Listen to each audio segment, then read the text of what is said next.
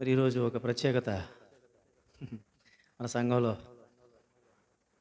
ఇద్దరు పెద్దలైనటువంటి వారు, అమ్మగారు మరి శారదా మోజెస్ గారు, అలాగే నేరేడుపల్లి మరియమ్మ గారు.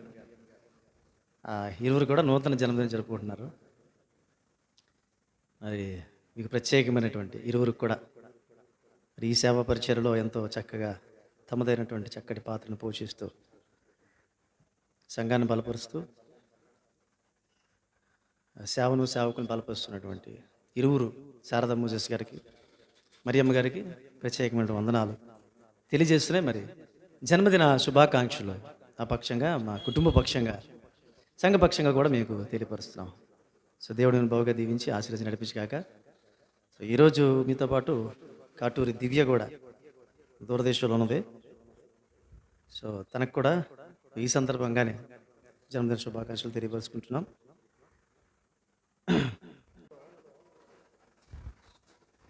31వ తారీఖున మనం చక్కటి వాగ్దానాలు తీసుకున్నాం.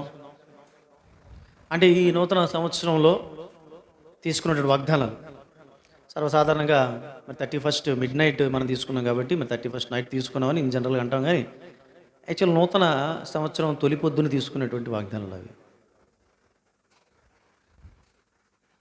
ఆ వాగ్దానాలు ఏంటి అంటే దేవుని వాక్యాలు.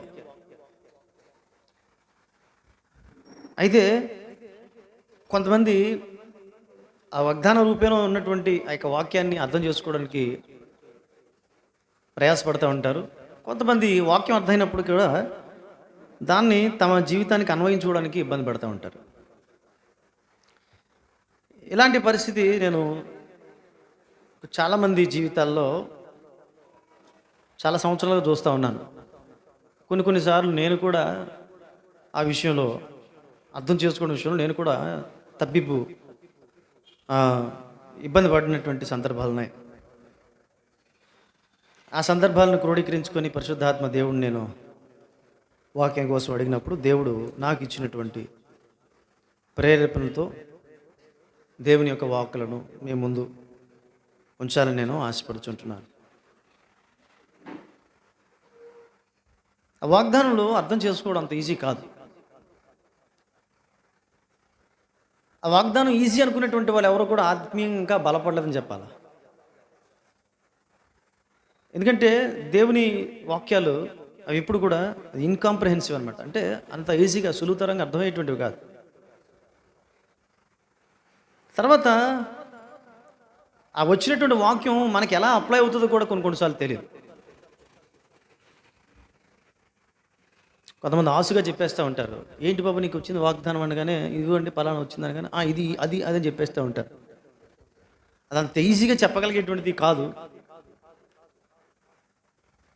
దైవజనులకు తమకున్నటువంటి ఒక వాక్య పరిధుల్లో ఉన్నటువంటి జ్ఞానంతో చెప్పగలిగి ఉన్నప్పటికీ కూడా అది వారి వ్యక్తిగత జీవితంలో ఎంతవరకు అది అప్లై అవుతుంది అనేది మాత్రం ఖచ్చితంగా వాక్యం అర్థం చెప్పగలుగుతాడు దేవుని సేవకుడు. కానీ అది ఆ వ్యక్తికి ఏ విధంగా అప్లై అవుతుంది అనేటువంటిది ఖచ్చితంగా 100% చెప్పలేరు.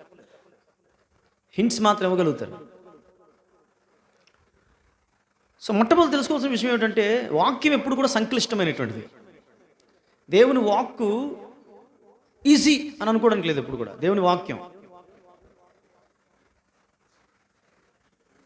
ఆయన అంటాడు, యెషయా గ్రంథం 55వ అధ్యాయం 8 నుంచి 9 వచనాలు చూస్తే, ఆకాశానికి భూమికి ఎంత ఎత్తులో ఎంత తేడా ఉన్నదో అలాగే నా మార్గాలకి మీ మార్గాలకి, నా ఆలోచనలకి నీ ఆలోచనలకి అంత తేడా ఉందని యెషయా గ్రంథం ద్వారా, యెషయా భక్తుల ద్వారా దేవాదేవుడు తెలియపరుస్తాడు.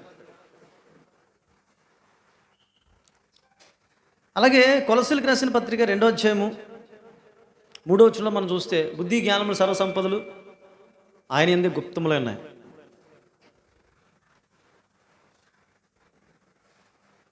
In whom are hidden all treasures of knowledge.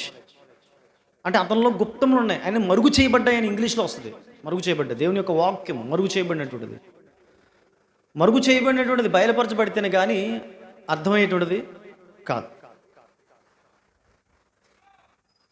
పౌలు భక్తుడు అంటాడు, ఆహా దేవుని యొక్క బుద్ధి జ్ఞానముల బాహుల్యము ఎంత గొప్పది, ఆయన తీర్పులు శోధింపని ఎంతో అశక్యములు, ఆయన మార్గములు అగమ్యములు అంటాడు. రోమిలికి రాసిన పత్రిక 11:33 మనం శోధించలేమంట, తెలుసుకోలేమంట, దాని గురించి తీర్పు తీర్చలేమంట, ఆయన తీర్పును అర్థం చేసుకోలేమంట.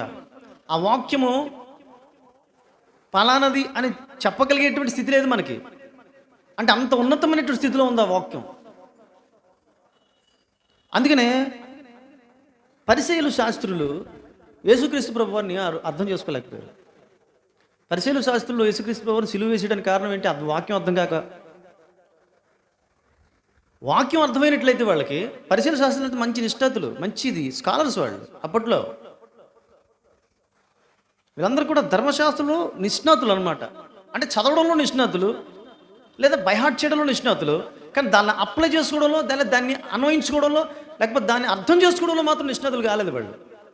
ఎందుకంటే the word is always incomprehensive unless the hidden manna is revealed. We cannot able to understand. It has to manifest in front of the people who wants to read and pursue the word of God. ఎవరైతే దాన్ని అర్థం చేసుకోవాలని ఆశపడతారో వాళ్ళకి మాత్రమే అది అర్థమయ్యేటువంటిది. అంత సులువుతరంగా అర్థమయ్యేటువంటిది కాదు. మరి ఇక వాగ్దానాల గురించి, లేదా ఆ వాగ్దాన రూపంలో ఇవ్వబడినటువంటి వాక్యాలను అర్థం చేసుకోవాలి. అర్థం చేసుకున్నటువంటి వాక్యాలని ఆచరణలో పెట్టాలి, లేకపోతే ఆ అర్థం చేసుకున్నటువంటి ఆ వాక్యాలని తమ జీవితానికి ఎలాగ అన్వయించుకోవాలి అనే విషయంలో 3 విషయాలు మీతో నేను పంచుకోవాలని ఆశపడుతున్నాను. మొట్టమొదటిది ఏమిటంటే సీరియస్నెస్. ఇంగ్లీష్లో డిక్షనరీలో చూశాను, సీరియస్నెస్ అనేటువంటి మాటకి సరైనటువంటి ఒక అర్థం కనబడుతుందేమో అని చూశాను, కానీ నాకు కనబడలేదు. నాకు సీరియస్నెస్ అనేటువంటి మాటకి సరైన అర్థం గంభీరం అనేటువంటి మాట వచ్చింది, కానీ అది కరెక్ట్గా సీరియస్నెస్. అందుకని ఇంగ్లీష్లో అంటున్నాడు సీరియస్నెస్. ఇంకా తెలుగులోకి వచ్చేసరికి అది ఆసక్తి లేదా పట్టుదల ఇలాంటి మాటలు ఉపయోగించవచ్చు, కానీ ఇంగ్లీష్లో మాత్రం సీరియస్నెస్. సీరియస్నెస్గా ఉండండి అని చెప్తాను చూడండి. దానికి తెలుగులో పక్క పదాన్ని నేనైతే వాడలేకపోయాను, డిక్షనరీ చూశాను, కానీ నేను కన్విన్స్ కాలేదు. సో వాక్యం పట్ల, వాగ్దానం పట్ల ఫస్ట్ సీరియస్నెస్ ఉండాల.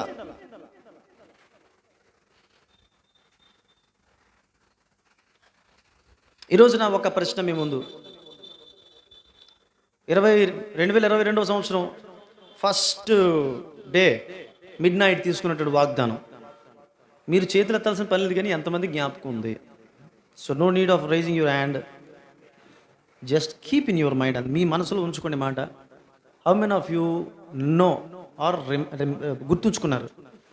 ఎంతమంది గుర్తుంచుకున్నారు వాక్యం అనేది మొట్టమొదటి ప్రశ్న. మీరు ఆ వాక్యాన్ని గుర్తుంచుకోలేదంటే అర్థం ఏంటంటే మీకు సీరియస్నెస్ లేదండి. మరి యూత్కి ఈ 30 జనవరి 1 అయిపోయిన తర్వాత ఫస్ట్ సండే రోజున ఇక వాగ్దానాలు అడిగినప్పుడు నేను ఆశ్చర్యపోయాను. ఏంటంటే వాళ్ళు యూత్లో ప్రతి ఒక్క బిడ్డ కూడా వారి వాగ్దానాలు ఏంటో వారు కంటతా చేసి చెప్పారు. నేను చాలా సంతోషించాను. నేను ఎక్స్పెక్ట్ చేయలేదు యాక్చువల్గా. ఎవరి బిడ్డలు వాళ్ళు చెప్పరేమో అనుకున్నాను. నేను చెప్పకపోతే ఒక క్లాస్ ఇద్దాం అనుకున్నా, కానీ వాళ్ళు చెప్పేశారు. ప్రతివారు చెప్పారు, మగపిల్లలు కూడా చెప్పారు. మగపిల్లల నుంచి అసలు ఎక్స్పెక్ట్ చేయలేదు నేను. వాగ్దానం గురించి చెప్పారు. వాగ్దానం ఏమొచ్చింది? వాగ్దానం. సో యూత్ని ఈ విషయంలో మాత్రం అప్రిషియేట్ చేస్తున్నాను.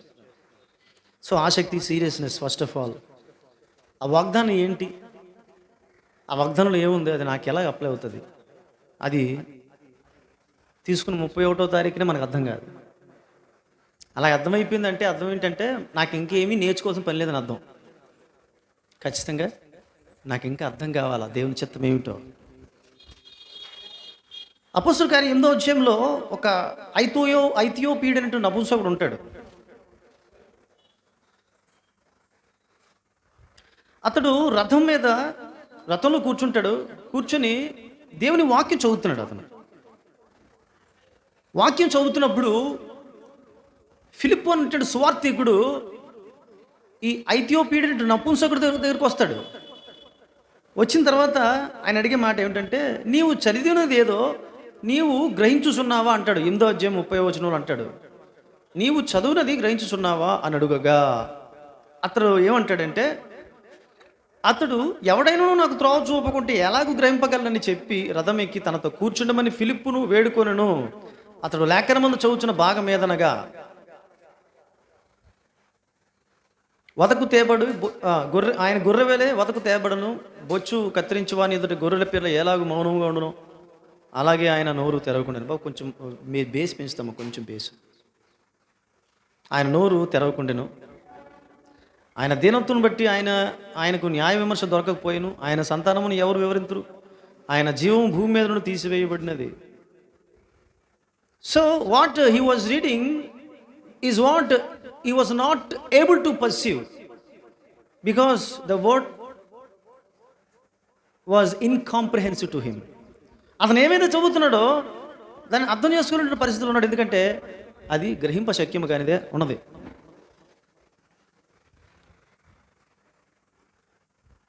సో గ్రహింప శక్యం కానిదిగా ఉన్నటువంటి వాక్ ఏదైతే ఉందో, ఆ వాక్కు బయలుపరచవలసినటువంటిది ఎవరంటే దేవాది దేవుడే.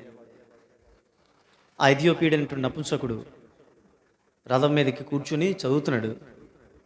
చదివితే దేవుడు ఫిలిప్పుని ప్రేరేపించాడు. అక్కడ గమనించాల్సిన విషయం ఏంటంటే, దేవుడు అది చదువుతున్నటువంటి వ్యక్తికి గ్రహింపు కావాలని ఆయన కోరుకున్నాడు.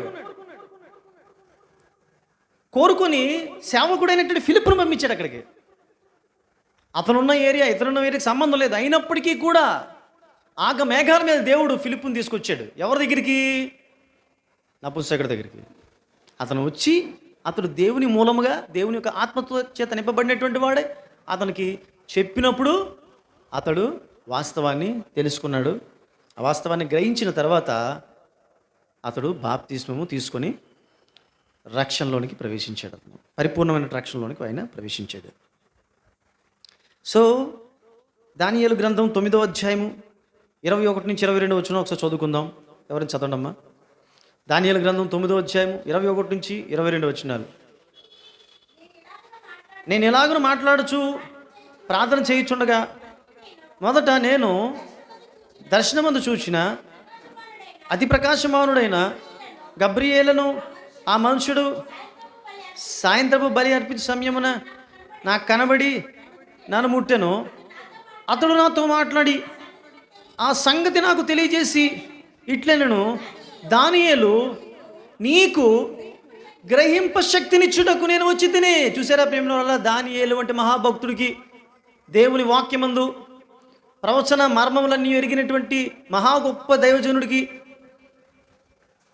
మహా గొప్ప భక్తుడికి, దేవుని వాక్యమందు నిష్ణాతుడైనటువంటి దానియేలుకు గ్రహింప శక్తి కావలసి వచ్చింది.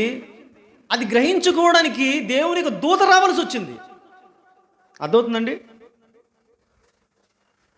వాగ్దానం తీసుకొని నాకు అర్థమైపోయింది, నాకు వచ్చేసింది అనుకునేటువంటి వాళ్ళు, నాకు వచ్చేసింది నేను గెంతులేసేస్తాను అనుకున్నటువంటి వాళ్ళు గుర్తుంచుకోవాల్సిన విషయం ఏమిటంటే, మనకు గ్రహింపు దేవుడు ఇస్తేనే కానీ. చాలామంది 31వ తారీఖు డిసెంబర్ 31 నైట్కి వచ్చేసరికి ఆ వాగ్దానం తీసుకునేసరికి లాస్ట్ ఇయర్ నాకు వచ్చిన వాగ్దానం ఏమిటో నాకు ఏమిటో నెరవేరిందంటే ఖచ్చితంగా కొంతమంది చెప్పలేరు. మరి ఏంటి వాగ్దానం అంటారు, నెరవేరుతుంది అంటారు, మరి నాకెందుకు నెరవేరలేదు? నాకు ఆ వాగ్దానం రాగానే నాకు పలానా జరుగుతుంది అనుకున్నాను, అది జరగలేదు, మరి ఇంకెందుకు వాగ్దానం, ఏదో తీసుకోవాలే అని తీసుకునేటువంటి వాళ్ళు కూడా చాలామంది ఉన్నారు చాలా సంఘాల్లో. అదే ఈరోజు నీవు నేను కూడా ఏ విధంగా ఈ వాగ్దానాలు తీసుకుంటున్నాం? మొట్టమొదట మనకు కావాల్సింది ఏమిటంటే దేవుని వాగ్దానం పట్ల seriousness in the sense, unless God reveals the word I won't be able to perceive. దేవుడు అది బయలుపరుస్తేనే కానీ నేను గ్రహించలేను. అది ఏమై ఉంటున్నది, అది నేను ఏ విధంగా గ్రహించగలుగుతాను, అది నాకు ఏ విధంగా అప్లై అవుతుంది, ఈ వాగ్దానం నాకేం కావాలని ఉన్నది, అది మంచిగా ఉన్నట్లయితే అది నాకేం మంచి చేయబోతుంది, అది ఒకవేళ నాకు ఇబ్బందికరమైనది అయితే అందులో దేవుడు దాచినటువంటి మర్మం ఏమిటి, దాని ద్వారా నాకు దేవుడు చేయబోయే మేలేమిటి అనే దాని మీద ఆసక్తి కావాలి. రైట్? సో చదువుతున్నాడు అర్థం కావట్లా, మళ్ళీ చదువుతున్నాడు అర్థం కావట్లే. యేసుక్రీస్తు ప్రభువారిని గురించి రాయబడింది. ఆయనకి అర్థం కావట్లేదు, నా గురించి రాయబడిందా, ఇంకెవరి గురించి రాయబడింది, యేసుక్రీస్తు ప్రభువారిని గురించి రాయబడిందా, ఇంకెవరి గురించి రాయబడింది ఈ మాట. బహుశా నపుంసకుడికి యేసుక్రీస్తు ప్రభువారిని గురించి సరైన అవగాహన ఉండకపోవచ్చు బహుశా. ఎందుకంటే అతను యెరూషలేములో ఆరాధన చేయడానికి వెళ్తున్నాడు. అప్పట్లో యెరూషలేములో యేసుక్రీస్తు ప్రభువారిని గురించినటువంటి బోధ ఇంకా ఇంకా అది పాపులర్ కాలేదు, ఫెమిలియర్ కావాలా. నపుంసకుడికి అర్థం కావట్లేదు. యెషయా భక్తుల ద్వారా రాయబడినటువంటి ఆ ప్రవచనం విషయం ఏంటో అర్థం కావట్లేదు. ఎప్పుడైతే చదువుతున్నాడు, తర్జన భర్జన చదువుతున్నాడు, సీరియస్గా చదువుతున్నాడు, అర్థం కావట్లేదు, అర్థం కాదని మళ్ళీ చదువుతున్నాడు. ఇది ఏమైనది, నాకేమైనది. ఎందుకంటే నపుంసకుడు కూడా అప్పట్లో సమస్యలు ఎదుర్కొంటున్నారు. ఎందుకంటే రాణి అయినటువంటి కందకి కింద ఆయన పనిచేస్తున్నాడంటే ఆ కాలంలో నపుంసకులు అంటే చేయబడినటువంటి నపుంసకులు ఉన్నారు. జన్మతః పుట్టినటువంటి నపుంసకులు ఉంటే, కొంతమంది నపుంసకులుగా చేయబడినటువంటి రాణి దగ్గర పనిచేయాలంటే రాణితో ఎలాంటి ఎఫ్ఐఆర్స్ ఉండకుండా ఉండడం కోసమని వాళ్ళు నపుంసకులుగా చేసి వారి దగ్గర పని చేయించేటువంటి వారు, అనగారిన వారు. నపుంసకులు అంటే వారిని పక్కకు పెట్టేసేటువంటి వారు, వాళ్ళకి సరైనటువంటి ఆదరణ లేదు, వారిని ఎవరు కూడా కోరుకునేటువంటి వారు కాదు, వారితో ఎవరు కూడా సాంగత్యం చేసేటువంటి వారు కాదు, వారిని ప్రజల నుంచి ఎక్స్కమ్యూనికేట్ చేసేటువంటి వారు. అతను రాణి యొక్క ధనాగారం అంతటి మీద అధికారం ఉన్నప్పటికీ కూడా అతనికి సరైనటువంటి ఆదరణ లేదు ప్రజల నుంచి. అలాంటి పరిస్థితుల్లో ఉండి దేవుని ఆరాధన చేస్తున్నాడు అతను. ఆ టైంలో వాక్యం చదువుతున్నాడు. ఒక ప్రక్క చూస్తుంటే అది నా కోసం వచ్చిందా అనిపిస్తుంది, ఒక ప్రక్క చూస్తుంటే ఇది ఇంకెవరి కోసమైనా వచ్చిందా అనిపిస్తుంది. అర్థం కావట్లేదు. చదువుతున్నాడు. దేవుడు చూశాడు. Yes, he is very much serious about the word of God.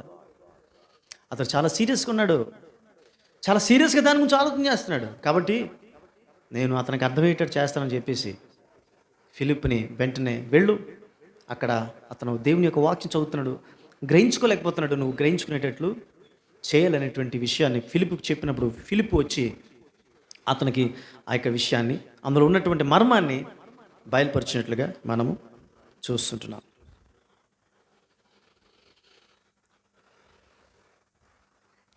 రెండవ విషయం మొట్టమొదటిది ఏమిటంటే seriousness about the word of God, or seriousness about the promise that we receive or promise that we received on 31st night. రెండోది ఏమిటంటే, మనకు దానియేలు గ్రంథంలో దానియేలు మనకు తెలుసు, ఒక సంక్లిష్టమైనటువంటి పరిస్థితిలో ఉన్నాడు. బబులోన్లో ఏలుతున్నటువంటి నెబుకద్నెజరు 2వ నెలలో అనుకుంటాను, 2వ నెలలో అతను ఒక కల కంటాడు. శకును గాండ్రను ఆ కాలంలో ఆయన సంస్థానంలో ఉన్నటువంటి జ్ఞానవంతులందరినీ కూడా పిలిపించాడు.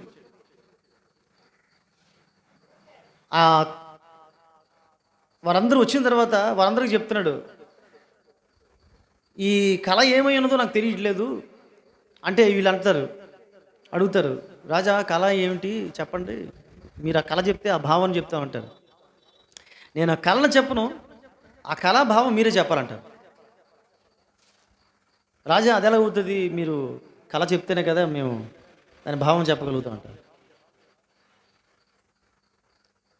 కళాభావం ఎవరైతే చెప్తారో వాళ్ళే నిజమైనటువంటి జ్ఞానవంతులు. ఒకవేళ చెప్పకపోతే మాత్రం మీకు మరణశిక్ష తప్పదని చెప్తాడు. ఈ విషయం కొంచెం లేట్గా దానియేలు తెలుస్తుంది.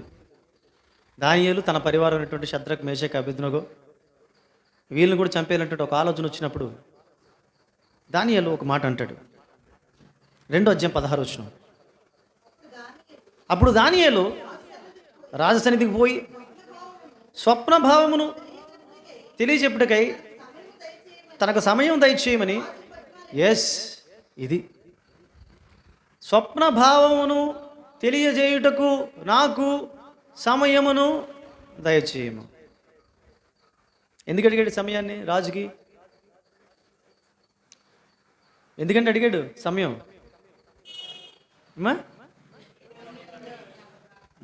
దేవుని సన్నిధిలో ప్రార్థన చేసి దేవుని నుంచి పొందుకోవడం కోసం. మార్మికంగా ఉన్నది. ఏమిటి మార్మికంగా ఉన్నది? రాజు కల చెప్తే దాని గురించి చెప్పడానికి ఒక అవకాశం ఉంటదేమో. దేవుడేం చేశాడంటే, రాజు ఆ కలను మర్చిపెట్టేట్టు చేశాడు.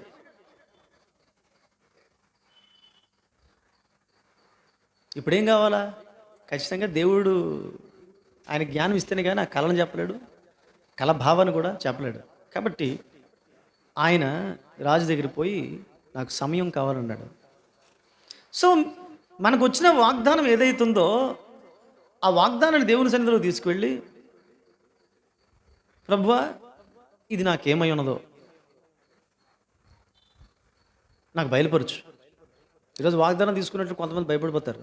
నీవు చేర్చబడదు. పై ప్రాణాల పైన పోతాయి, ఇంకా చచ్చిపోతానేమో అని. అలా 37వ తారీఖు వచ్చేసరికి బతికే ఉన్నాను రా, ఇదేంట్రా ఈ వాగ్దానం ఎలాడిది, తెగ భయపెట్టేసింది, నేను బాగానే ఉన్నాను. ఎందుకంటే నువ్వు చేర్చబడదు అనేటువంటి మాట అర్థం కాలేదు ఆ వ్యక్తికి. ఎందుకు అంటే, ఒకటి సీరియస్నెస్ లేదు, రెండు ప్రార్థనలో దేవుని సన్నిధిని అడిగితేనే కానీ దేవుడు బయలుపరచడు. So how many of you are praying about the word that you received on 31st night? 31వ తారీఖుని మీరు తీసుకున్నటువంటి వాగ్దానం గురించి ఎంతమంది ప్రార్థన చేశారు? ప్రభా ఇదేమిటి నీ చిత్తం ఏమైనది? అత్తల్ని, మావల్ని, బావల్ని అందరిని అడిగేస్తారు. వాళ్ళందరి ఇష్టానుసారంగా ఇది ఏమై ఉన్నదంటే, ఈయన మొత్తం నిష్ణాతులు అయిపోయినాడు, ఒక్కొక్కడు చెప్పేస్తాడు. మళ్ళా కొంతమంది చెప్పేస్తున్నారు. నాకు నవ్వు వస్తుంది అని చూస్తుంటే, కోపం కూడా రావట్లా. నన్ను అడుగుతున్నప్పుడు నేను చెప్పడానికి నేను కొంచెం భయపడుతున్నాను. ఎందుకంటే సేవకుడు స్థానంలో కొంచెం మాకు అథారిటీ ఉంటుంది. అయినప్పటికీ కూడా పూర్ణ అథారిటీ మాకు ఉండదు. ఎందుకంటే వాక్యాన్ని చెప్పగలుగుతాం, ఆ సందర్భాన్ని చెప్పగలుగుతాం, రాయబడినట్టు బైబిల్ సందర్భం చెప్పగలుగుతాం, అది ఎవరి గురించి రాయబడితే అది కూడా చెప్పగలుగుతాం. కానీ ఒకవేళ సంఘ కాపరిగా ఆ వ్యక్తి యొక్క సమస్యలు తెలిసినటువంటి మేము కొన్ని విషయాలు చెప్పగలిగినా పరిపూర్ణముగా చెప్పలేము. ఇది ఎందుకంటే ఇది వ్యక్తిగతంగా వచ్చిన వాగ్దానం. ఆ వ్యక్తి దేవుని సన్నిధిలో మోకాళ్ళేసి ప్రార్థన చేసుకొని పొందుకోవలసినటువంటి ఆన్సర్ అది. ఎవరెవరో చెప్పేస్తే పలానా పెద్ద ఫేమస్ పాస్టర్ గారికి రోజుకి లేకపోతే ప్రతి వారానికి వేల మంది వచ్చి ఆరాధన చేసేటువంటి పాస్టర్ గారు చెప్పేస్తారు. ఎందుకంటే వాళ్ళకి ఎక్కడ పేరు తగ్గిపోతుందని చెప్పేసి తమ్ముడు, అక్క, ఓ చెల్లి ఇది అని చెప్పేస్తారు. అది పర్ఫెక్ట్ అని నేను చెప్పను ఖచ్చితంగా. ఎవరు చెప్పలేరు. అది నాకు వ్యక్తిగతంగా వచ్చింది. అది సమస్య, నా సమస్య ఏమిటో నాకు తెలుసు. ఇంకెవడో తెలుస్తుంది? నా సమస్య నాకు తెలుస్తుంది, నా దేవుడు తెలుస్తుంది. నేను చెప్పగలిగే సమస్య ఇతరులతో ఏదైనా పంచుకుంటే కొంచెం పంచుకుంటాను. నేను ఎంత పంచుకున్నప్పటికీ కూడా నా విషయంలో దేవుని నుంచి వచ్చినటువంటి వాగ్దానాన్ని ఎవడు కూడా విడమరిచి చెప్పలేరు. దేవుడు మాత్రమే రివీల్ చేయగలడు. రాజా నాకు సమయం కాలే, కొంచెం సమయం ఇవ్వండి. I just want to keep this matter in prayer so that I may get the answer from God. So సమయం తీసుకున్న తర్వాత ఏం చేశాడు? 2వ అధ్యాయం 18వ వచనంలో ఏం చేశాడమ్మా? తానును తన స్నేహితులను బబులోనులో తక్కిన జ్ఞానులతో కూడా నశింపకుండునట్లు ఆ కళ యొక్క మర్మ విషయంలో పరలోకమందున్న దేవుని వలన కటాక్షం పొందు నిమిత్తమై ఏమిటట? దేవుని వలన కటాక్షము పొందు నిమిత్తమై ఆయనను వేడుకునుడని వారిని హెచ్చరించాను. ప్రార్థనకు ఉపక్రమించారు వారు. ప్రార్థన చేస్తేనే కానీ దేవుడు బయలుపరచగలరు. అదే రాత్రంట అంతట రాత్రి యందు దర్శనము చేత ఆ మర్మము దానియేలుకు బయలుపరచబడిన కనుక దానియేలు పరలోకమందున దేవుని మనం తీసుకున్నటువంటి వాగ్దానం ఎక్కడికి తీసుకెళ్ళాలంటే కలవరాన్ని తీసుకెళ్ళకూడదు, స్తుతి అనుభవంలోకి తీసుకువెళ్ళాలి. నాకు దేవుడు బయలుపరిచాడు, ఇదా దేవుని చిత్తం. దానియేలు దేవుని స్తుతించాడు. ఒక పాస్టర్ గారిని ఒక కుటుంబం చేర్చుకుంది. 3 రోజుల పాటు ఆ పాస్టర్ గారికి చక్కగా సపర్యలు చేశారు. ఆ పాస్టర్ గారిని బాగా చూసుకున్నారు ఆ ఇంట్లో. 3 రోజుల తర్వాత అతను ఆ ఇంట్లో నుంచి వెళ్ళిపోయాడు. చక్కగా 3 రోజులు చాలా బాగా చూసుకున్నారు. చూసుకున్న తర్వాత ఆ ఇంట్లో వాళ్ళ ఆడవారు ఎవరైతే ఉన్నారో వాళ్ళ తన భార్య ఒక ఒక మూల ఒక కాగితం పెట్టి ఉండడం చూసింది ఆమె. ఆ కాగితంలో ఒక రాత ఉంది. అది పాస్టర్ గారు రాసినటువంటి రాత. పాస్టర్ గారి సంతకంతో. ఏమంటే, "అమ్మా అయ్యా, మీరు నన్ను చాలా బాగా చూసుకున్నారు. మీరంత బాగా చూసుకున్నందుకు మీకు చాలా చాలా వందనాలు. నేను రుణపడి ఉంటాను. కానీ ఒక దైవ సేవకుడిగా మాత్రం ఖచ్చితంగా ఒక మాట మాత్రం నేను చెప్పకుండా ఉండలేను. అయితే ఆ మాట మీతో డైరెక్ట్‌గా చెప్పడానికి నాకు మొహమాటం వేసింది. ఎందుకంటే మీరంత బాగా చూసుకున్నప్పుడు మీ ముఖం మీద నేను ఆ మాట చెప్పలేక నేను ఇలా కాగితం రాసి పెడుతున్నాను" అని చెప్పి, "మీకు ఒకటి కొదువుగా ఉంది" అని చెప్పేసి, ఆ కొదువుగా ఉన్నది ఏంటి అనేది పాస్టర్ గారు చెప్పకుండానే లెటర్ పూర్తి చేసేసాడు. చాలా బాధపడిపోయారు వీళ్ళు. ఏమైంది? ఏమై ఉంటది? అసలు ఏం కొదువుగా ఉంటారు? ఎంత తర్జన-భర్జన అవుతున్నారు. ఏమి అర్థం కావట్లేదు వాళ్ళకి. అప్పుడు వేరొక సేవకుడిని కనుక్కుంటే, "ఓ పని చేయండి మీరు. ఈ విషయం అంత సామాన్యమైన విషయం కాదు. మీరు ఎవరెవరినో కనుక్కుంటే తెలిసేటువంటిది కాదు. మీ భార్యాభర్తలు మీ పిల్లలతో కలిసి మోకాళ్ళేసి అడగండి. అవసరమైతే ఉపవాసం చేసి అడగండి. దేవుడు మీకు బయలుపరుస్తాడని" చెప్తే అప్పటి నుంచి మోకాళ్ళు వేయడం మొదలుపెట్టారు వాళ్ళు. మోకాలు వేసి అడుగుతున్నప్పుడు దేవుడు వాళ్ళలో ఉన్న ఒక్కొక్క రాంగ్, వారి ఆధ్యాత్మికత గురించి, వారి మోకాళ్ళ అనుభవం లేనటువంటి స్థితిని గురించి, వారి యొక్క ఆలోచన విధానాలు, దేవునికి ప్రతికూలంగా ఉన్నటువంటి విధానాలు, వారి యొక్క నడవడిక, వారు మాట్లాడే విధానాలు, ఈ అన్నిటిని కూడా దేవుడు జ్ఞాపకం చేస్తున్నప్పుడు దేవుడు స్తుతించారు. ఎందుకంటే వారిలో ఉన్న లోపాలు ప్రార్థన ద్వారానే దేవుడు బయలుపరిచాడు. వారు గొప్ప భక్తులుగా, భక్తి కలిగినటువంటి కుటుంబంగా వారు ఎదిగారు. కాబట్టి ప్రార్థన ఎందుకు చేయాలి అన్నదానికి ఇప్పటికీ కూడా మన వాళ్ళకి సరైన క్లారిటీ లేదు. ప్రార్థన అంటే పలానా కష్టం వచ్చినప్పుడు నేను ప్రార్థన చేస్తాను, ఆ కష్టం ఇరిగిపోయిన తర్వాత, లేదా ఆ కష్టం పోకపోతే ఇంకా ప్రార్థన మానేస్తాను అనే ఆలోచనతో ఈరోజు చాలామంది ప్రార్థన చేస్తూ ఉన్నారు. ఫస్ట్ ఇది ఎందుకు వచ్చింది అనేటువంటి ఆలోచన చాలామందికి లేదు. ప్రభువా, ఇది ఎందుకు వచ్చింది, నాలో ఏమిటి లోపం అని అడిగేటువంటి వారు ఎంతమంది?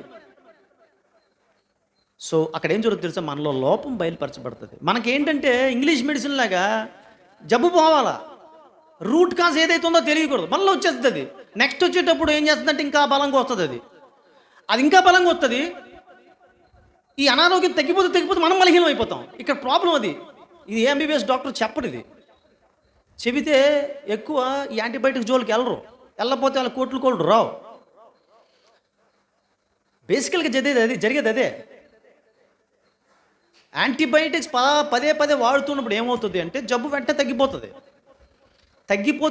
ఇది ఏం చేస్తుంది అంటే చుట్టుప్రక్కల ఉన్నటువంటి హండ్రెడ్స్ థౌజండ్స్ ఆఫ్ సెల్స్ని చంపిపడేస్తుంది. మంచి సెల్స్ అంటే మనకి ఇమ్యూనిటీ కలిగించే సెల్స్ని చంపిపడేస్తుంది అది.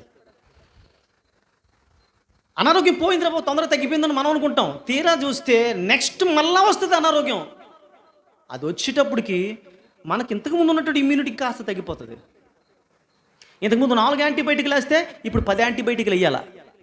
ఇది ఇంకా చంపుకుంటూ పోతుంది. అలా మన బాడీ వీక్ అయిపోతూ ఉంటుంది. అది గుర్తుంచారు ఎవరు కూడా. వస్తూ ఉంటాం, వాళ్ళు యాంటీబయాటిక్లు రాస్తూ ఉంటారు, మళ్ళీ వెళ్తాం, మళ్ళీ వస్తూ ఉంటాం. బట్ రూట్ కాజ్ ఏంటి, నాలో లోపం ఏంటి, నాకు ఎందుకే ప్రాబ్లం వస్తుంది, నేను ఇది రాకుండా ఉండడానికి నేను ఏ ఆరోగ్య జాగ్రత్తలు తీసుకోగలుగుతాను ఒక సగటు పేషెంట్గా ఆలోచించగలిగితే ఆ వ్యక్తి డాక్టర్కి చాలా తక్కువ వెళ్తాడు, డాక్టర్కి చాలా దూరంగా ఉంటాడు. ఇది ఎందుకు చెప్తూ ఉన్నానంటే సేమ్ కేస్ దేవునికి సంబంధించిన విషయంలో కూడా మనం ఎప్పుడు కూడా ఒక సమస్య వస్తే ప్రభు ఈ సమస్య తీసే అనే ప్రార్థన చేస్తాం. ప్రభు, ఈ సమస్య వలన నీ చిత్తం ఏమిటి, ఇది రావడానికి కారణం ఏమిటి, ఇందులో నా లోపం ఏమిటి అని అడిగితే ఆ విషయం మనం తెలుసుకోవాలి ఫస్ట్ ఆఫ్ ఆల్. సో ప్రార్థన చేయాలి. వాగ్దానం విషయంలో దేవుడిచ్చిన వాగ్దానం ఏదైతే ఉందో, దేవుని వాక్ ఏదైతే ఉందో, ప్రభు నాకు ఇది అర్థం అయ్యేటట్టు చేయి. అందరూ కూడా అది నాకు తెలుసండి. యెహోవా నా కాపరి నాకు లేవు కలగదు. చిన్నప్పుడు సండే స్కూల్ నుంచి చదువుతున్నాను నేను. నాకు చిన్నప్పటి నుంచి తెలుసండి ఇది. అసలు యెహోవా నా కాపరి అంటే ఆ కాపరి ఏంటి, అసలు కాపరి తాలూకా ఆ కాపరి ఏ విధంగా నీకు కాపరి అవుతాడు అని మనకి కనీసం ఏమీ తెలీదు. యెహోవా నా కాపరి వచ్చిందా ఎప్పుడు వినదే అని కొంచెం పక్కన పెట్టేస్తాం. అది మళ్ళీ వచ్చే సంవత్సరం కోసం ఎదురు చూస్తాం. వచ్చే సంవత్సరం కోసం విశిష్టమైనటువంటి వాగ్దానం ఏమైనా వస్తుందేమో అనేసి, ఇది వరకు ఎన్నడూ చదవనటువంటిది. తీరా చూస్తే మనకి ముందు వచ్చినటువంటి వాగ్దానం ఏదైతే ఉందో ఆ వాగ్దానమే తెలియదు సరిగ్గా. ఆ వాగ్దానం మర్చిపోతాం. ప్రార్థన చేస్తే దేవుడు మనకి ఆయన యొక్క ఆలోచనలు, ఆయన యొక్క ఉద్దేశాలు మనకి బయలుపరుస్తాడు. సో మొట్టమొదటిది, దేవుని యొక్క వాక్యాన్ని గురించి మనము ఎలా ఉండాలి? సీరియస్గా ఉండాలి. రెండవది, ప్రార్థించాలి. వాక్యాన్ని పట్టుకొని లేదా వాగ్దానం పట్టుకొని ప్రార్థించాలి. మూడవది, ఆ వాగ్దానం మన పట్ల నెరవేరడానికి తగినటువంటి కృషి చేయాలి.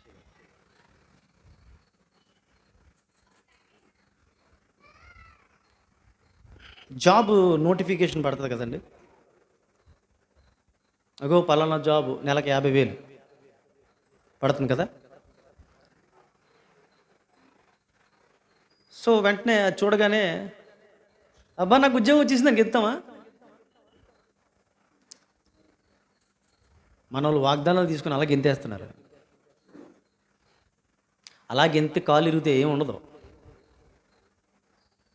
జాబ్ నోటిఫికేషన్ పడగానే అబ్బా జాబ్ వచ్చేసిందిరా నాకు 50,000 నెలకు జీతం చెప్తామా?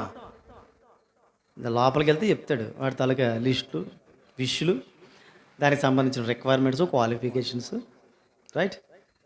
పలానా చదువు ఉండాలా, పలానా ఇంత ఎక్స్పీరియన్స్ ఉండాలా, పలానా ఏరియాకి వచ్చి ఎగ్జామ్ రాయాలా, పలానా టైంకి వచ్చి రాయాలా, చాలా చెప్తాడు అందులో. అవునా?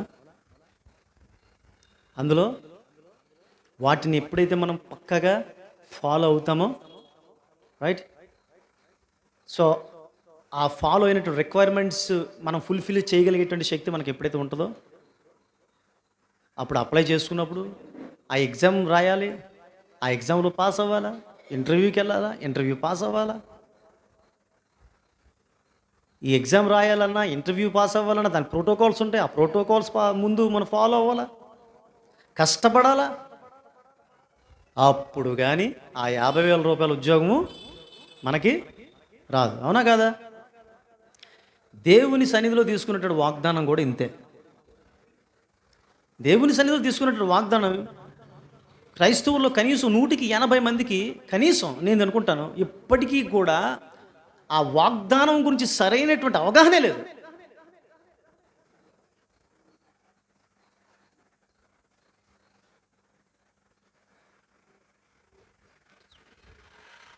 ద్వితీయోపదేశకాండం 28వ అధ్యాయం 3వ వచనం. ద్వితీయోపదేశకాండం 28వ అధ్యాయం 3వ వచనం చదవండి.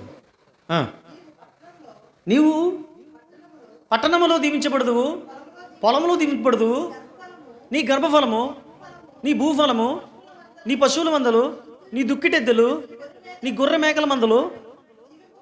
ఎస్, చాలమ్మా. ఇది వాగ్దానం 31st నైట్కి. ఎవరికైనా వచ్చిందా ఈ వాగ్దానం? ఒకళ్ళు వస్తే మాత్రం సంకలు గుద్దుకోకండి. ఇది వచ్చేగానే అబ్బా ఈ సంవత్సరం అన్ని ఆశీర్వాదాలు నాకు అనుకోకండి. ఆశీర్వాదాలు రావాలంటే ఏం చేయాలా? ఆ కాగితం మీద ఉన్నటువంటి వాగ్దానం చదివేయడం కాదు. ఇంటికి వెళ్ళిన తర్వాత ఆ వాగ్దానం మూలం ఏమిటో చదవాలి. ఆ వాగ్దానం ముందు వెనక ఏమి రాసాడో చదవాలి. ఆ వాగ్దానం సాధించాలంటే, ఇన్హెరిట్ చేసుకోవాలంటే నేనేం చేయాలి? అప్పుడు 28వ అధ్యాయం 1వ వచనం చదివితే తెలుస్తుంది. ఏముంటుంది అక్కడ? నీ దేవుడైన యెహోవా మాట ఎలా వినాలా? శ్రద్ధగా విని నేను నీకు ఆజ్ఞ ఇచ్చున్నా ఆయన ఆజ్ఞలన్నింటినీ అనుసరించి నడుచుకుని వెళ్ళాలా. చాలండి. నీ దేవుడైన యెహోవా ఆజ్ఞ నువ్వు జాగ్రత్తగా శ్రద్ధగా ఆలకించి నడుచుకుని ఎడల, రైట్, అప్పుడు నీ దుక్కిటేదులు, నీ గొర్రె మేకల మందలు, నీ పిండి పిసుకు తొట్టె, నీ గర్భఫలము, భూఫలము, నీ సస్యము అంతయు ఆ ఒక్క వాగ్దానం పట్టుకుంటారు. ఎప్పుడు ఆశీర్వదించబడతాం? ఎప్పుడు నీకు శ్రద్ధగా ఆలకించేటువంటి పరిస్థితే లేదు. దేవుని వాక్యం వినే పరిస్థితి, దేవుని మాట ప్రకారం నడుచుకునేటువంటి స్థితి లేదు. యథా రాజా తథా ప్రజా. లాస్ట్ ఇయర్ ఎలా ఉన్నావో అదే రీతిని ఈ సంవత్సరం కూడా నువ్వు గడుపుతూ ఉన్నావు. నీకు రావాల్సిన ఆశీర్వాదాలు రెన్యూవల్ కావాలి, కానీ నీ జీవితంలో నీ యాక్షన్స్లో మాత్రం రెన్యూవల్టీ రాలేదు. ఎలా వస్తాయి ఆశీర్వాదాలు? అందుకనే ఇది ఎలాగుందంటే, ఇది చిన్నపిల్లలు ఆడుకుంటారు కదా, ఆ వాగ్దానం తీసుకుంటున్నప్పుడు నాకు అలాగే అనిపిస్తుంది. చిన్నపిల్లల ఆటలా ఉంటాయి కొంతమందికి.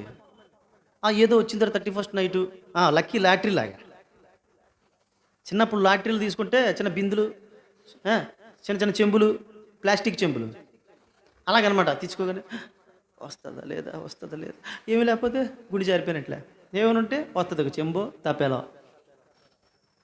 సేమ్ ఈ వాగ్దానాలు తీసుకునేటువంటి వారు అలాగే తీసుకుంటున్నారు. వారి జీవితాల్లో మార్పులు ఉండట్లా. అది రిసీవ్ చేసుకోవడం రావట్లేదు యాక్చువల్గా, బేసికల్గా. దానికి బలమైన కారణం ఏంటంటే, ఒకటి దాని విషయంలో సీరియస్నెస్ లేదు, 2 ప్రార్థన లేదు, 3వది అసలు ఇది పొందుకోవాలంటే నేనేం చేయాలి అనేటువంటి తలంపు లేదు. అందుకని పొందుకోలేకపోతున్నారు. రైట్.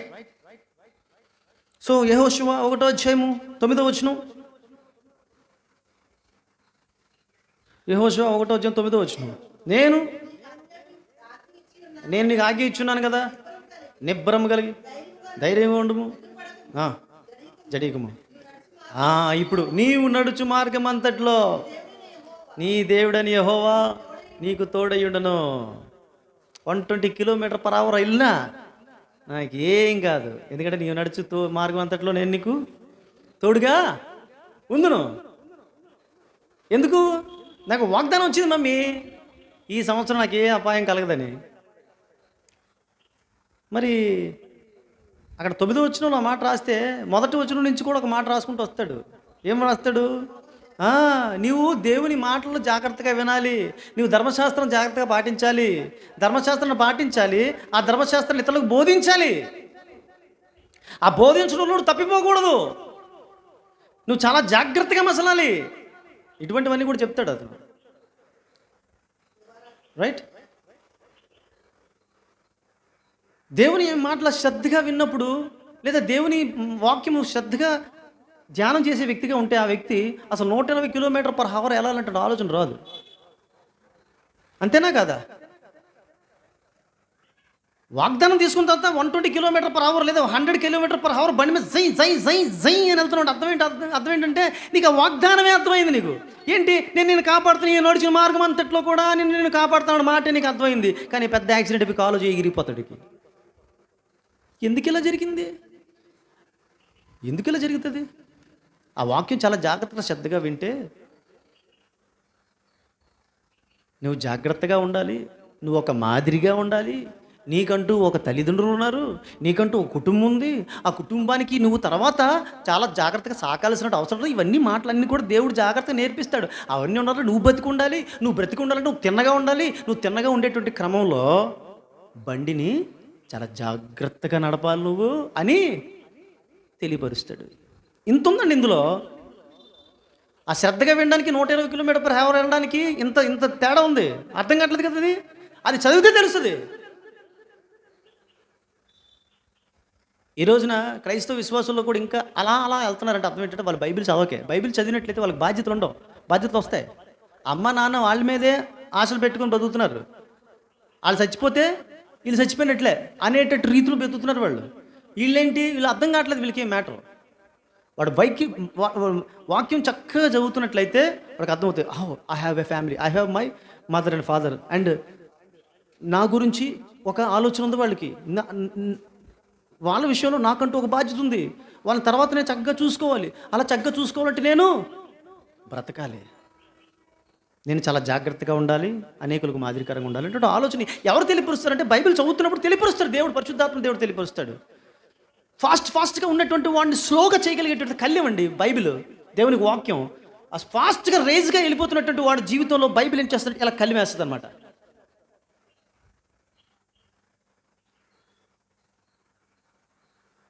"120 km/h వెళ్ళిన తర్వాత కాళ్ళు చేయి విరిగితే డాక్టర్ ఈ మందులు వాడుకో, ఎక్స్రే తీసుకో, మళ్ళీ చెకప్కి రా అని చెప్తాడు. కానీ దేవుని వాక్యం ఏం చెప్తుందంటే, ఎందుకంత ఫాస్ట్గా వెళ్ళావు, ఎందుకు బాధ్యతను విస్మరించావు, ఎందుకు? నీ మీద తల్లిదండ్రులు పెట్టుకున్నటువంటి ఆశలకు నీళ్లు పోసావు.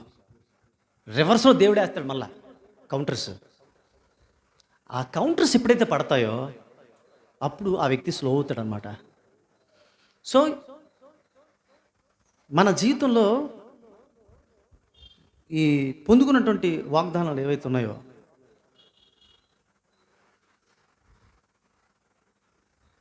ఈ వాగ్దానాలు మనం పొందుకోవాలంటే దేవుని యొక్క మాటలు మనము ఏం చేయాలా?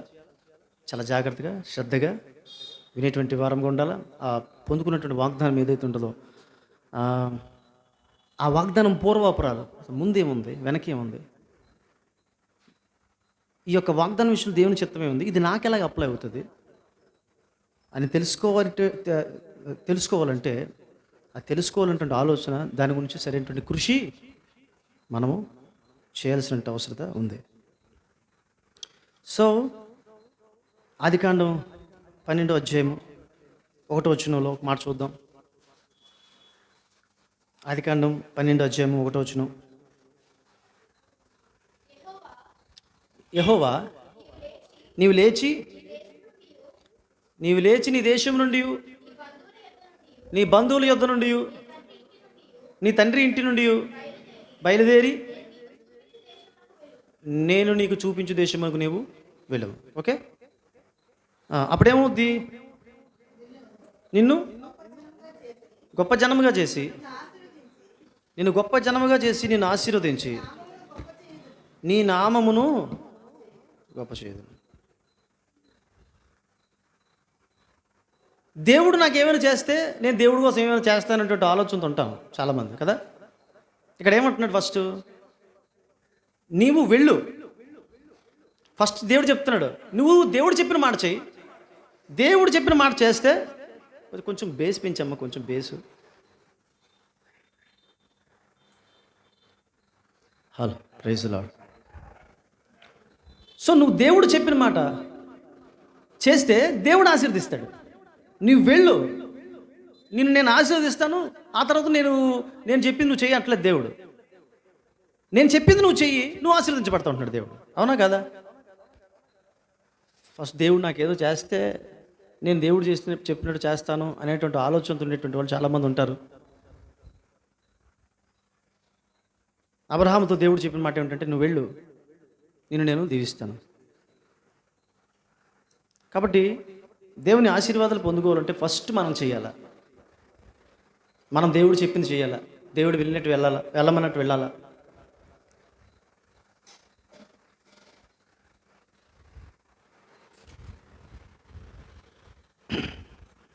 ప్రాచీనమైనటువంటి ఒక కథ ఒకటి ఉంది. స్టోన్ సూప్ అనేటువంటి ఒక కథ ఉంది. ఈ డైలీ బ్రెడ్లో నేను చదవడం జరిగింది ఈవేళ. స్టోన్ సూప్ అనేటువంటి ఒక కథలో ఒక వ్యక్తి ఒక గ్రామానికి వస్తాడు. గ్రామానికి వస్తే అతను తినడానికి తిండి ఉండదు పాపం. అతనికి ఆకలితో అలమటిస్తాడు. ఎవరు కూడా తనకు భోజనాన్ని పెట్టరు. ఆ సమయంలో లాభం లేదని చెప్పేసి ఆయన ఏం చేస్తాడంటే, ఆయన కొన్ని రాళ్ళను పేర్చుకుంటాడు. రాళ్ళను పేర్చుకొని దాని మీద కుండ పెడతాడు. దాని కింద కట్టెలు పెడతాడు. కట్టెలు పెట్టి నిప్పు పెడతాడు. సో నిప్పు పెట్టి ఆ కుండలో నీళ్లు పోస్తాడు. ఆ కుండలో నీళ్లు పోస్తూ గరిటతో తిప్పుతూ ఉంటాడు. సో అక్కడ ఉన్నటువంటి వాళ్ళందరూ కూడా అతని వైపు చూస్తారు. అతనికి వండుకోవడానికి ఏం లేదు. కానీ ఏం చేస్తాడంటే, అతను ఆ వాటర్ని అలా కలుపుతూ ఉంటాడు. అది ఒక సూపుగా భావించి కలుపుతూ ఉంటాడు. ఇంతలో ఒక వ్యక్తి వస్తారు.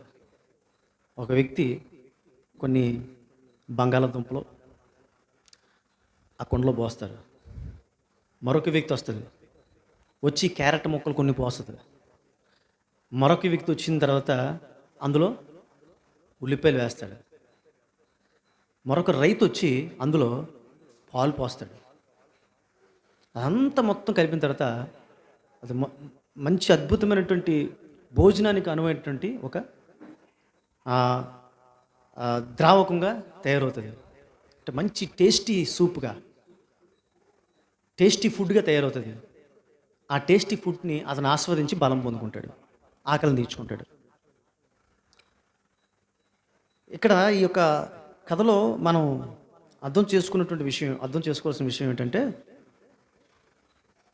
దేవుడు ఎప్పుడు కూడా ఆయన వాగ్దానాలు మన పట్ల నెరవేర్చాలని కోరుకుంటాడు. ఆయన సంబంధించి ఆయన మార్గాల్ని మనం అనుసరించి నడుచుకోవాలి. ఫస్ట్ దేవుని కోసం నేను పలానా చేస్తే దేవుడు నా పక్షంగా పలానా కార్యం చేస్తాడు అనే ఆలోచన దేవుడి కోసం ఫస్ట్ మనం ఏదైనా దేవుడు మనల్ని దీవించాలంటే మనం ముందు మైకు ఇవాళ నాకు కొంచెం ఇబ్బందిగా ఉందమ్మా. ఏంటంటావు అసలు? మైకు పర్ఫెక్ట్గా లేదు, మైకు బ్రాడ్గా రావట్లేదు.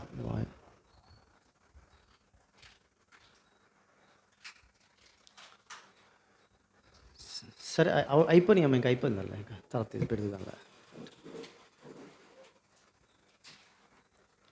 సో ఫస్ట్ దేవుడి కోసం మనం ఏమైతే చేస్తామో, ఎప్పుడైతే ఫస్ట్ మనం ఏదైనా చేసినప్పుడు దేవుడు ఏం చేస్తారంటే మనకు కావాల్సిన సహాయాన్ని దేవుడు పంపిస్తాడు. మనకు అందాల్సిన సహాయం దేవుడి నుంచి అందుతుంది. కానీ దేవుడు ఏదో చేయాలి, ఆ వాగ్దానం ఇచ్చేశాడు, నేనేమి చేయను అని కూర్చున్నటువంటి వాళ్ళకి ఎప్పుడు కూడా దేవుడు ఏమీ చేయడు. ఈ వాగ్దానం పుచ్చుకున్నటువంటి వీళ్ళు దయచేసి సంఘం లేచి ఉంచవలసిందిగా ప్రభుపేట మేము మనం చేస్తూ ఉంటున్నాను. ఆ వాగ్దానాలని మనం ఎలా పొందుకోవాలా? మొట్టమొదట మనకు కావాల్సింది దేవుని వాగ్దానాల పట్ల, దేవుని యొక్క వాక్యం పట్ల సీరియస్నెస్. అది ఏమై ఉన్నది అనేటువంటి ఒక సీరియస్నెస్ కావాలి.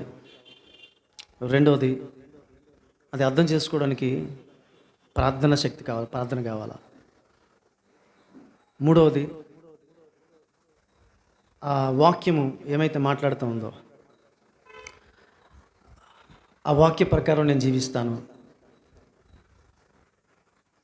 ఆ వాక్యం నుండి ఆశీర్వాదం ఏమవుతుందో ఆ ఆశీర్వాదానికి ముందు నేనేమైతే చేయాల్సి ఉందో అది చేయడానికి నేను ప్రయత్నం చేస్తాను అనేటువంటి ఆలోచన ఎప్పుడైతే మనం చేస్తామో అప్పుడే ఈ వాగ్దానాలు మనం గ్రహించగలుగుతాం, వాగ్దానాలు పొందుకోగలుగుతాం, వాగ్దానాలు మన జీవితంలో ఫుల్ఫిల్ అవుతాయి. ప్రార్థన చేసుకుందాం. హల్లెలూయా. సర్వశక్తియు మికిలి ప్రేమ కనికరములు కలిగిన మా తండ్రి, మా యేసు ప్రభువా, నీకు వందనాలు, స్తోత్రాలు చెల్లిస్తూ తండ్రి, ఈ సమయంలో నీవు ఇచ్చిన ఈ యొక్క వాక్యాన్ని బట్టి నీకు వందనాలు, స్తోత్రాలు. ఈ వాక్యంలో ఉన్నటువంటి విషయాలు ఏమైతే ఉన్నాయో, వాగ్దానాల గురించి నాయన నువ్వు చెప్పినటువంటి విషయాల కోసం నీ సన్నిధిలో ప్రార్థన చేస్తున్నాం ప్రభువా. అది మేము తీసుకోవడమే కాదు, దాని ప్రకారము అది తీసుకున్నటువంటి అది మాకు అర్థమయ్యేటట్లు నీ సన్నిధిలో ఏ విధంగా గడపాలి, అది పొందుకోవడానికి మేమేం చేయాలి అనే విషయాలు ప్రభువా ఈ రోజున మాకు తెలియపరుచున్న దాన్ని బట్టి నీకు వందనాలు, స్తోత్రాలు. ఈ వాక్యం విన్న ప్రతి బిడ్డలకు నన్ను ఆశీర్వాదకరంగా, మేలుకరంగా ఉంచమని సమస్త ఘనత, మహిమ, ప్రభావాలను పొందుకొని మనం వేడుకొనొచ్చు. నజరేయుడగు యేసు నామములో మిక్కిలినతో ప్రార్థన వేడుచుంటున్నాం తండ్రి, ఆమేన్. Praise the Lord. God bless you. కూర్చునండి.